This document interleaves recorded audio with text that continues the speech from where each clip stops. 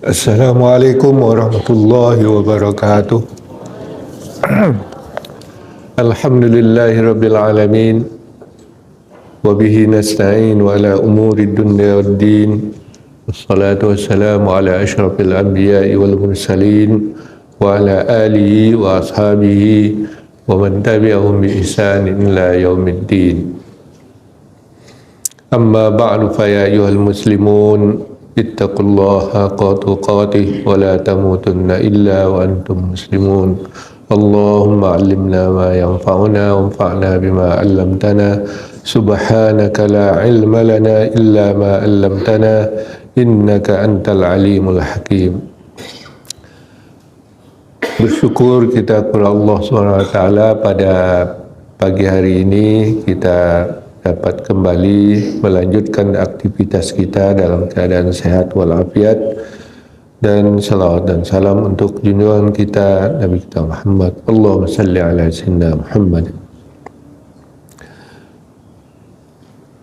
Alhamdulillah kita sudah sampai kepada ayat yang minggu kemarin, ayat ke-100 dari surat Al-Isra. Sekarang masuki ayat ke-101 dan selanjutnya. A'udzu billahi minasyaitonir rajim. Wa laqad atayna Musa 9 ayatin bayyinatin fas'al bani Israila iz ja'ahum faqala lahu fir'aunu inni la'azunnuka ya Musa mashura. Dan sungguh-sungguh kami telah memberikan Musa 9 ayatin bayyinatin, 9 tanda-tanda yang nyata. Maka tanyakanlah kepada Bani Israel tentang kisah Musa izja'ahum, ketika Musa datang kepada mereka. Faqala lahu, maka faqala lahu Fir'aun berkata kepadanya, inni la'azunnuka ya Musa mashura. Sesungguhnya aku menduga atau menyangka engkau nihai Musa mashura, telah dibekali oleh sihir. Qala laqad alimta ma anzala haula'i illa rabbus samawati wal ard basaira. Musa menjawab, sungguh engkau telah mengetahui tiada yang menurunkan haula, tanda-tanda itu yang banyak itu, yang 9 itu, illa rabbus samawati wal ard, kecuali Rabb atau Tuhan langit dan bumi, basaira, sebagai hujjah yang hak atau hujjah yang benar. Wa inni la'azunnuka ya Fir'aun masbura. Dan sesungguhnya, kata Musa, akan menduga engkau wahai Fir'aun masbura, akan binasa, akan dibinasakan. Fa'arada an yastafizzahum minal ardi. Dan maka Fir'aun bermaksud untuk mengusir mereka dari Mesir. Fa'aghraqnahu, maka kami karamkan mereka, maka kami karamkan dia, yaitu Fir'aun, wa man ma'ahu, dan orang-orang yang bersamanya, jami'an, semuanya.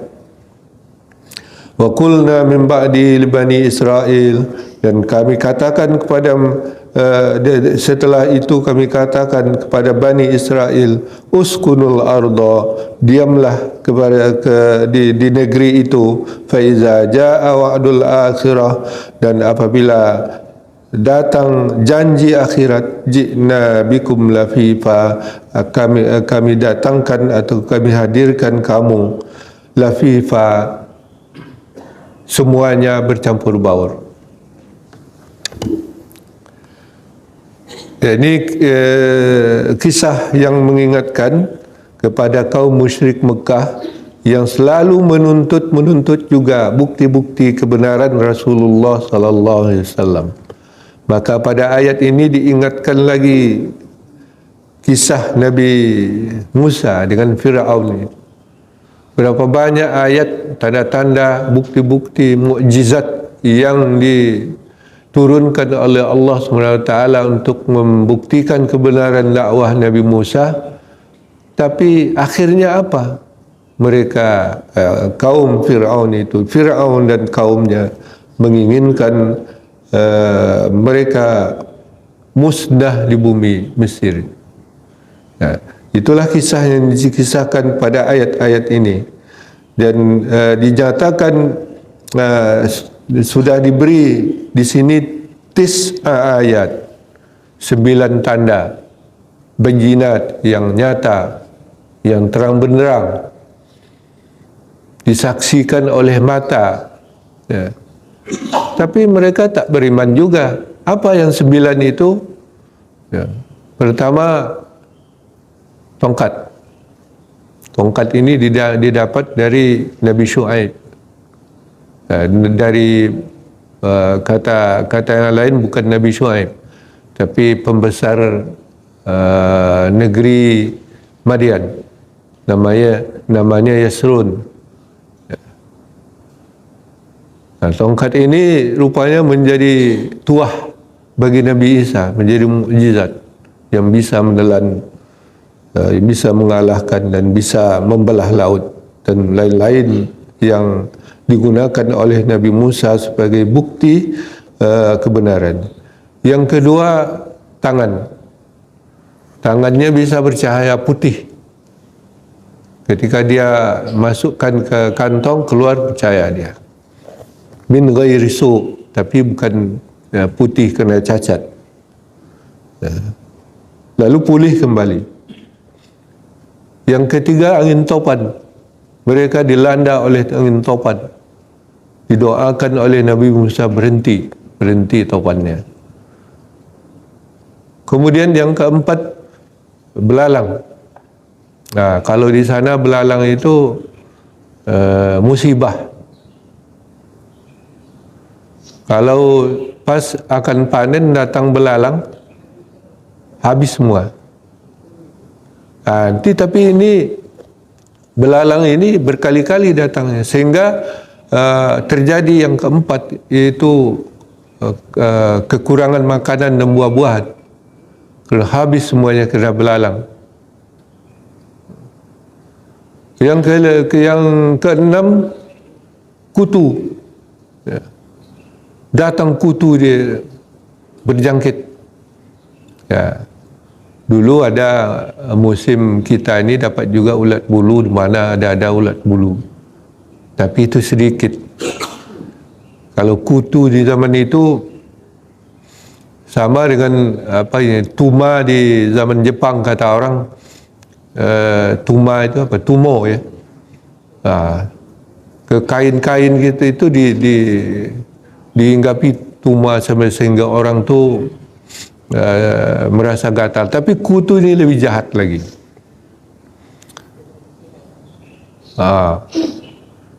Setelah itu katak lagi. Ya. Yang ketujuh, katak ini mewabah sampai ke tempat tidur Fir'aunnya. Mereka ribut, bunyi sama ramai-ramai. Tidak bisa tidur. Dia meloncat-loncat di hidung Fir'aun ini. Banyak. Itu bukan kata biasa. Memang sengaja didatangkan oleh Allah SWT. Tak juga percaya kepada Nabi Musa. Datang lagi darah yang ke-8. Darah itu air yang biasa mereka minum, dan ada keran itu yang digerakkan dengan kincir, tiba-tiba merah. dan bau hanyir atau amis, bau darah, dan memang itu menjadi darah. Tidak ada lagi air bersih. Nah itu tanda dan tanda peringatan kepada mereka karena mereka tidak mau juga beriman. Kemudian ada lagi peristiwa Qarun. Tiba-tiba Qarun karena kesombongannya ditelan oleh bumi. Ada lagi yang dulu Musa itu lidahnya pelet, bahasanya tidak pelo. Ya. Tiba-tiba bagus bahasanya, sembuh dia dari pelo.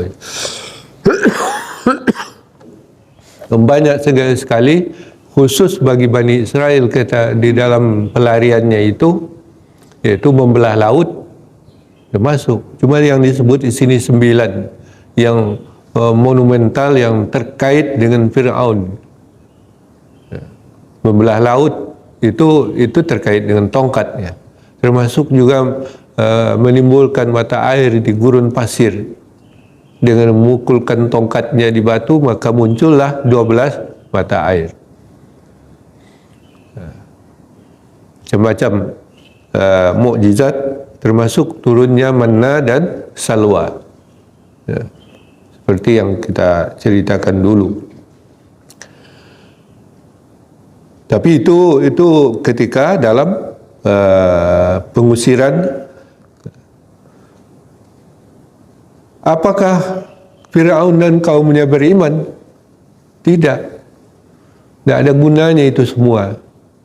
Ketika falamma kashafna anhumul azab nakasu izahum minhu yankusun. Mereka kembali mengingkarinya. Ya, dakwah Rasulullah sallallahu alaihi wasallam.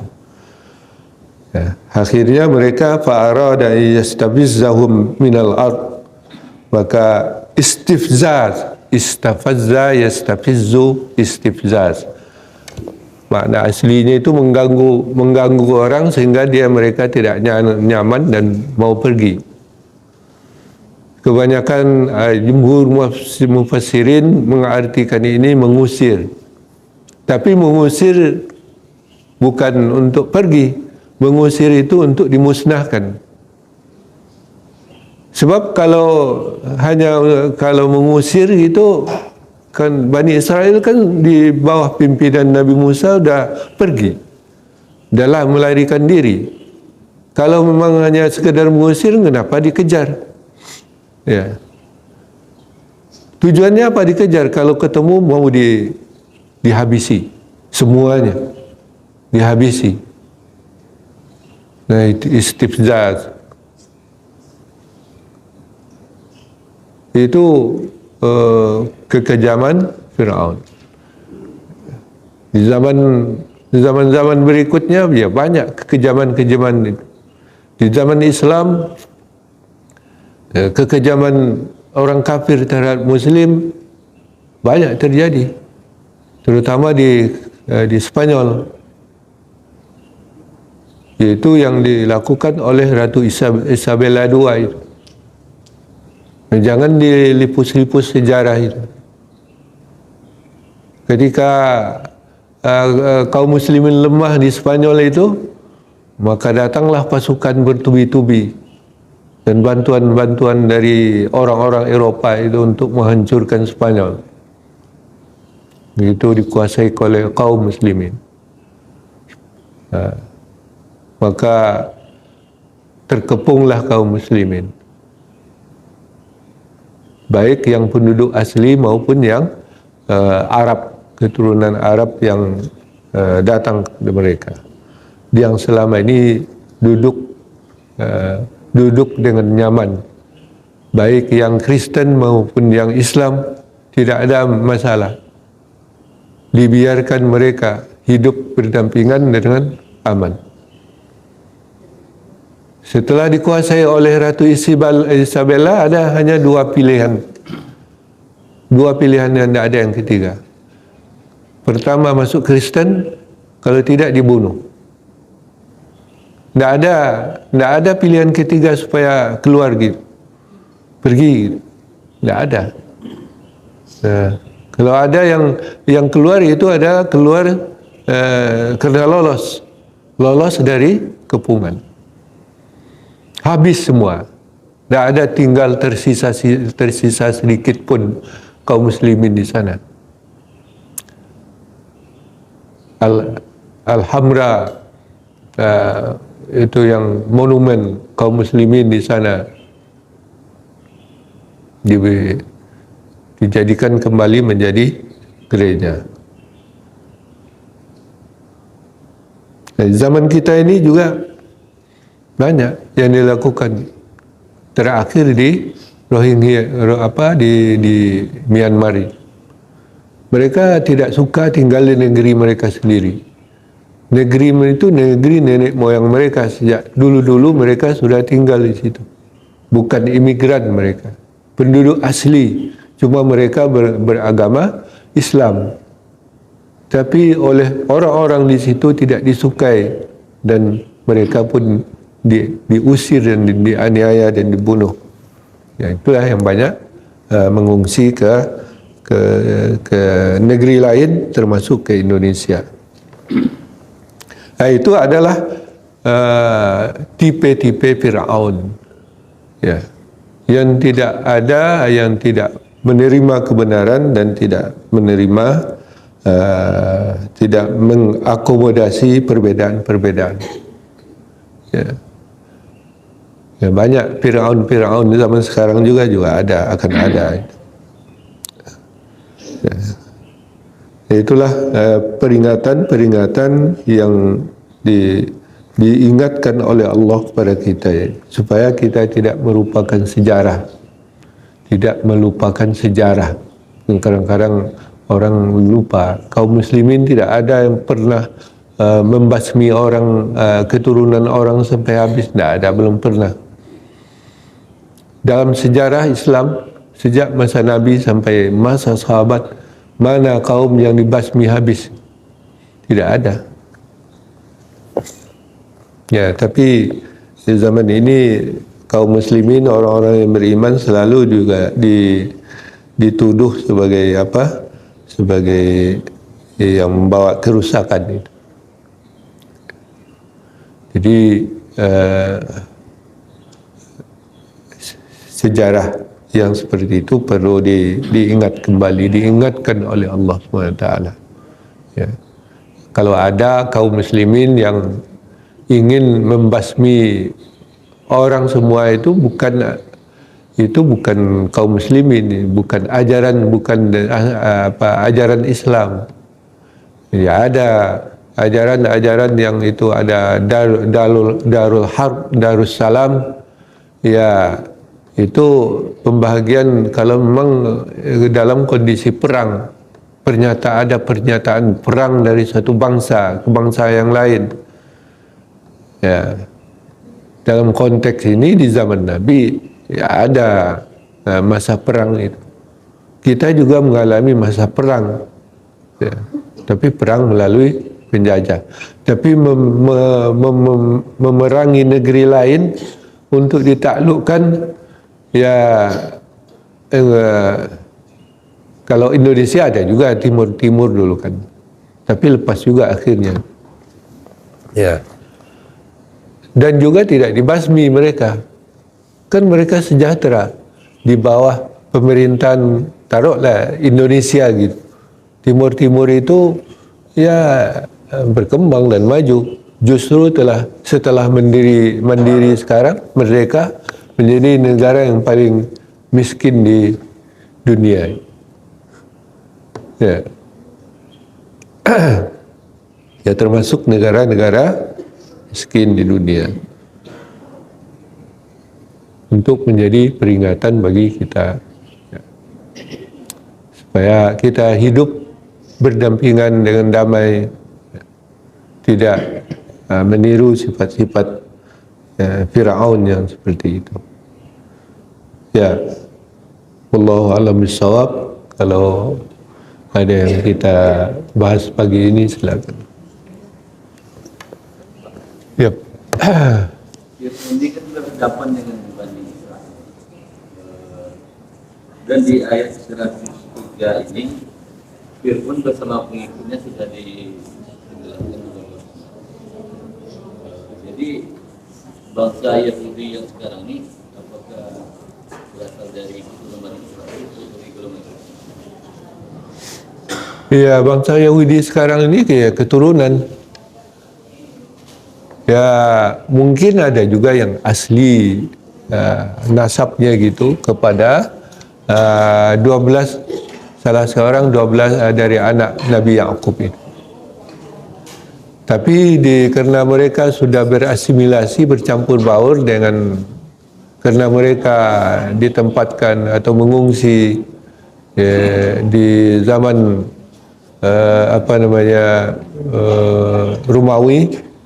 Sejak zaman Romawi mereka juga diserbu oleh Persia. Itu mereka sudah mengungsi ke mana-mana, termasuk ke Arab sendiri. Di Madinah ada di situ Bani Quraidah, Bani Nadir, lain-lainnya yang kemudian setelah di zaman Islam mereka juga menyebar. Ya, menyebar dan sebagian tinggal di di Eropa, Amerika ya. Jadi Amerika kebanyakan mereka banyak di orang-orang Yahudi di Amerika. Ya itu. Cuma di zaman Perang Dunia terjadinya peristiwa Holocaust, itu kan mereka dikonsentrasi di camp. Ya. Dan itu yang dikenal dengan peristiwa Holocaust. Mereka disiksa, diberikan kerja paksa dan seterusnya, diperkosa dan perempuan-perempuannya diperkosa dan lahirlah anak-anak Yahudi campuran. Nah, yang itu juga setelah Perang Dunia Kedua kan mereka menyebar lagi. Ya. Dan itu banyak turunan-turunan yang itu. Ya, tapi kalau Yahudi di Eropa ya tidak ada yang mungkin oleh orang Jerman sudah ya, banyak yang itu kan. Dan juga yang perkawinan silang antara yang non Yahudi, sehingga nasab mereka itu sudah campur baur.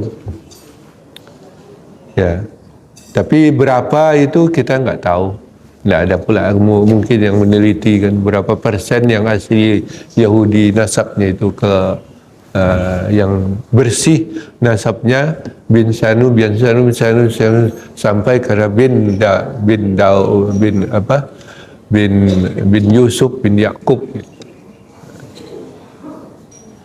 atau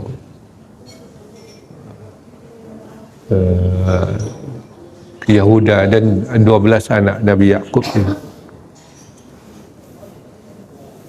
Ya itulah kondisinya orang-orang Yahudi sekarang.